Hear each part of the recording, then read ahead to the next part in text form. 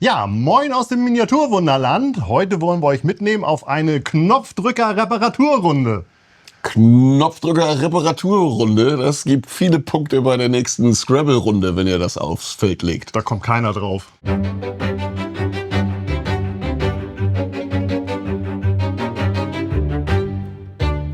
Ja, eigentlich war der Tag komplett anders geplant. Ich habe mich heute Morgen riesig drauf gefreut, meine Paco-Paco-Werkstatt zusammenzubauen, weil die letzten Teile sind gedruckt worden und ja, ich bin super heiß drauf, das Ding fertig zu machen. Aber wie das manchmal so ist, es sind ein paar Sachen kaputt gegangen in der Anlage und das hat natürlich erstmal Priorität.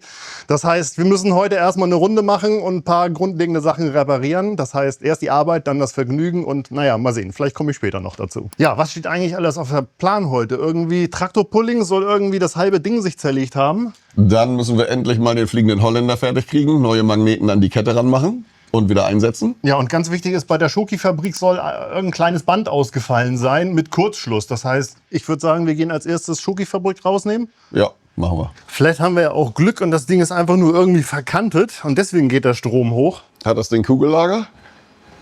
Wie Kugellager? Also. Nimm das kleine Band, das Dekoband, nicht das große unten drunter. Ah, okay. Wie groß ist die Chance, dass wir es im eingebauten Zustand reparieren können? Null, ich muss Gar den nicht, Strom ne? messen. Ich muss erstmal jetzt hier beigehen. Nö, verkantet oder so auf den ersten Blick nicht. Wir nehmen das einmal raus. Gucken wir mit dem Kabel, passt das? Jo. Mach mal gleich Kabel ab, nehmen wir mit. Ja. Was ist, komm mal gucken, was ist denn hier passiert? Oh, Der hat sich Schoko gesammelt. ja, total viel. Und hier ist ein Teil von der Schoki-Fabrik, was eigentlich oben festgeschraubt sein soll. Das steht hier drauf. Was macht das da? Wie viele Schrauben sind das da jetzt, Stefan? Gefühlt 100. Das hat doch wieder Joachim vom Arbeitsschutz beauftragt, dass so eine Platte da drunter kommt. Nein. So, ich hab das Ding. Jo, das passt. Guckt euch das mal an. Ich habe gerade Stefans geheimen Steckerhimmel gefunden. Nur für die Schoki-Fabrik gibt es noch keinen, weil das Ding ist so lange nicht kaputt gewesen. Meldung war, da ist ein Kurzschluss drauf. Läuft. Nee, 3 Ampere, Kurzschluss. Laufen tut's aber trotzdem. Ja, aber nicht mit 3 Ampere, das ist tot. Oh, es qualmt. Ja. Der ist Also- wirklich tot. Nein, er lief. Ja, aber nur kurz. Vielleicht bauen wir da mal einen neuen rein. Jo. Guck mal. Und was ist das für einer? 249er? 249. Einfach ein bisschen entstauben. Ich kann zaubern. Eben war die Schraube noch in meinen Fingern. Jetzt ist sie schon weg. Gleich mit durch. Da auch. Die läuft verkehrt rum, oder?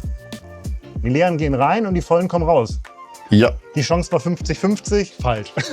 Leere Schachteln fahren rein, Kommen rein. volle kommen volle raus. kommen.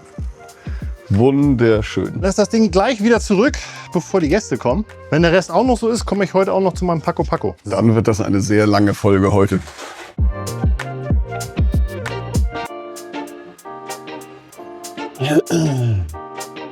Ich glaube, die haben das Kabel aber ein bisschen verlängert. Ja, also man kommt recht gut ran. Das ist Jo. gut. Dann brauchen wir den ganzen Kram von unten nämlich nicht abbauen. Ja, das ist gut, genau. Ich mache ganz gemütlich. Ja. Dann können wir jetzt ja theoretisch gleich weiter wandern zum Traktorpulling. Mhm. Weil eigentlich kann das Traktorpulling auch gar nicht kaputt gehen. Das ist ein massiv gelöteter Messingblock. Ja, aber die Anlage ist nicht eingeschaltet und wir können es ja gar nicht richtig testen. Das brauche ich nicht testen. Oh. Ja, das ist ein eindeutiger Fehler. Wie kann das denn da abgehen? Das frage ich mich auch. Das ist normalerweise komplett fest dran gelötet gewesen. Bist Kann du losgehen? startklar? Ja. Sicher? Ja. Hast ihn? Ja. Gar nicht so leicht. Warte, ich komme raus, dann nehme ich dir das Ding ab. Oh, ich hänge fest. Ich habe rechts. Das hast du, das Teil. Nee, du. Nein. Ich hab's auch nicht. Dann Nein. liegt es nach oben. Bis gleich. Oh. Das hört sich gar nicht gut an. Was ist das? Eigentlich sollte das ganz gemütlich hier rüber. Ja, so richtig hoch und runter geht da nicht mehr, was er eigentlich sollte. Weil normalerweise konnte ich über diese Schlangenlinie hier oben das Hoch und Runter vom Traktor steuern. Aber wenn ich jetzt hier dran bewege, ist kaum Bewegung zu sehen. Das heißt, irgendwas ist da noch faul. Der macht am Anfang ganz komische Geräusche. Und guck mal, was wir hier an Aluabrieb haben. Das ist aber komisch. Guck mal, ich brauche richtig Druck, um ihn runterzukriegen. Ja, ja, das ganze Ding ist irgendwie, drückt da nicht zu doll dran rum. Ich nehme ihn jetzt einmal kurz raus und dann gucke ich ganz genau, was da los ist.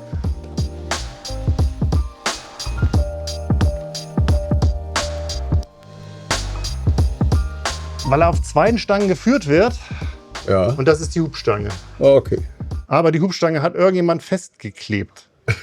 Ich drehe durch. Hier steckt jetzt diese Stange so drinne und das darf auf keinen Fall sein, weil so ist sie einfach fest. Und normalerweise ist das hier auf einer drehenden Befestigung. Hier sieht man sogar noch, da war es mal so festgelötet und genau so muss es hier auch wieder ran. Jetzt ist es auch wieder schön beweglich. Das muss nämlich ganz, ganz locker gehen, damit er überhaupt richtig das macht, was er soll. Ja, eigentlich war das Ganze mal hier vorne schön festgelötet. Das Problem ist jetzt, wenn ich jetzt mit dem Lötkolben beigehe, wird mir der ganze Lack und die kleinen Aufkleber abbrennen. Das heißt, ich habe jetzt eigentlich keine andere Chance, als das Ding wieder sauber drauf zu kleben. Aber geht auch. Motorblock hat sich auch gelöst.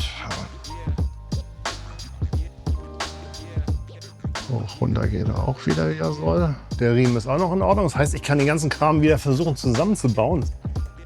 Das sieht gut aus. So. Da habe ich den Hebel. Jetzt geht er auch wieder schön von alleine hoch. Genauso soll das nämlich. Aber Staub ist da drauf. Jede Menge Dreck und Staub, das muss weg.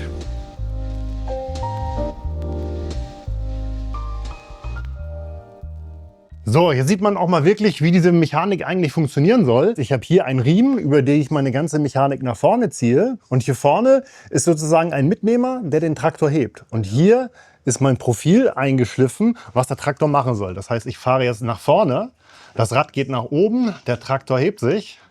Dann geht er wieder ein bisschen runter, ein bisschen hoch. Ja, so sieht das wieder schön aus. Okay, ich wäre soweit. Muss es oben führen, oben sehe ich nichts.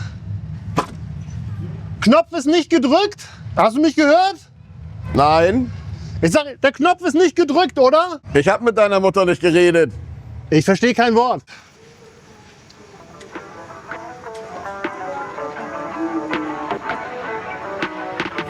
Räder drehen durch, ja.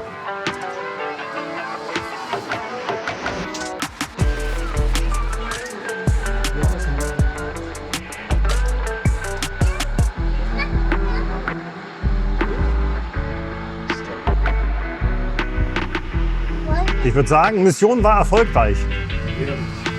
Gleich weiter zum nächsten Patienten. Ja, gestern kam irgendwie einer an und sagte, oh, Kurzschluss auf den Gleisen. Und es war die komplette Kette runtergeflogen. Hängen sie wieder quer rüber. Ja, Katastrophe. Ich habe sie dann erstmal komplett abgemacht, habe gleich die Magnete noch erneuert. Gib mir mal den Magneten her. Guck mal, dann ist das viel einfacher. Das kannst du dir alles sparen, was du gerade machst. Heute bist du aber auch nachlässig. Weißt du, weil dein Kopf so voll ist. Ja. Weil du wieder 5 Sachen auf einmal reparieren wolltest. Ich wollte eigentlich die Paco-Paco-Werkstatt bauen und gar nicht reparieren, aber das hast du vergessen. Ich gebe dir von hier das Ende an, du gehst runter, dann fädeln wir das durch und hoffen, dass das Ganze nicht auf die Strecke fällt. Eigentlich müssten wir dem Leitstand Bescheid sagen, dass keine Zügel fahren. Aber du möchtest lieber mit Risiko machen, ne? Du kannst dir natürlich auch kurz Bescheid sagen. Ach, uns fällt die Kette schon nicht runter. So müssen wir mit der Kette bleiben. Das ist die Richtung, die So vorgegeben müssen wir mit der Kette. Ich gebe sie dir jetzt hier nach hier rüber. So. Das ist das Kettenschloss, das muss so. Okay, gut, kann weiter. Weiter, weiter, weiter, weiter, weiter, weiter, weiter. Eigentlich müssen wir dem Leitstand Bescheid sagen, dass keine Zügel fahren. Wenn der Zug umfällt, dann haben wir echt eine Katastrophe. Dann haben wir eine Stunde zu tun, um die ganzen Waggons wieder aufzustellen. Ist mir schon passiert. Laufen dann einfach schnell weg und sagen, wir waren das nicht. Ach so. Liebsten vorne und hinten. Ja, dafür haben wir das Schiff, das müssen wir gucken. Das sieht gut aus. So könnte es was werden. Mach mal locker. Oh. Zug, Zug, Zug. Guck mal, keine Sekunde zu früh fertig geworden. Jetzt sieht man auch mal schön die Technik vom Fliegenden Holländer. Eigentlich ganz, ganz simpel. Das ist eine lange Kette mit ganz vielen Umlenkzahnrädern. Hier vorne hängt ein Motor dran, der die Kette antreibt. Und ja, hier an der Kette ist ein Magnet befestigt. Im Schiff befindet sich der Gegenmagnet.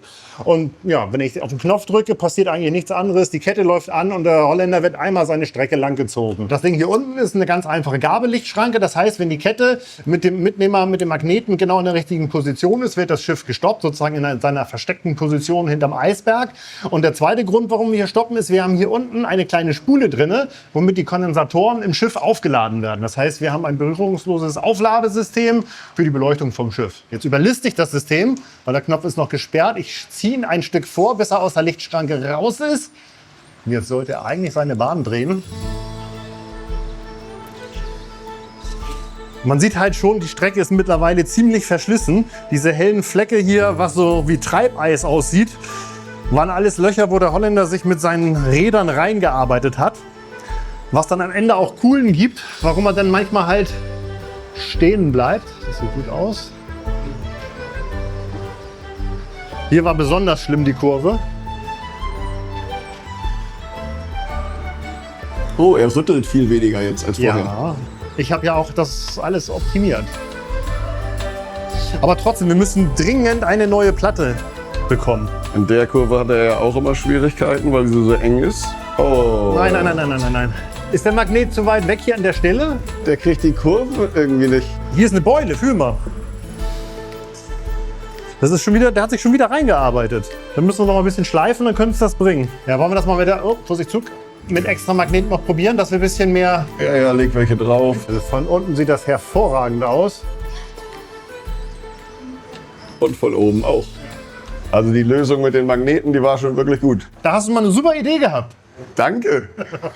Ich würde sagen, mit den Reparaturen sind wir für heute erstmal durch. Wobei beim Holländer, so ganz traue ich dem Frieden noch nicht. Wir haben jetzt ein, zwei Sachen geändert, was natürlich wieder zur Folge haben kann, dass ein, zwei neue Fehler auftreten, die wir vorher vielleicht noch nie hatten. Also ich sag mal, spätestens in der Stunde gehe ich nochmal hoch und gucke, ob das Ding noch fährt. Oder naja, spätestens, wenn der Leitstelle anruft, die Kette ist auf den Zügen. Du gehst in der Stunde zum Holländer, ich gehe da lieber jetzt schon hoch.